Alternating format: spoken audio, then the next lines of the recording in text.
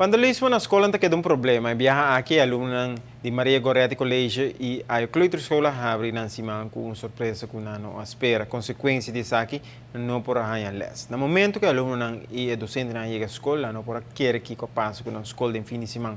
Mas ora a polícia recherche para cima não por tomar nota de destruição que queda lá atrás do edifício de escola na Ayo.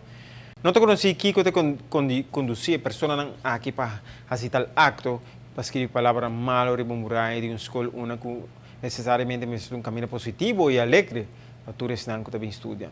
O que queda lá atrás está número e letra que está fazendo referência a um gang e também a pinta figura ofensiva na muralha da escola. Docente não tem algum caixa, tur, bruxa, também e algum ventana hasta quebrar.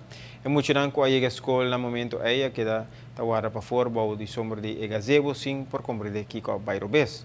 Docente não estava fazendo melhor esforço para ter muito não atenção riba coisa mais positivo e para não ser um mal exemplo aqui.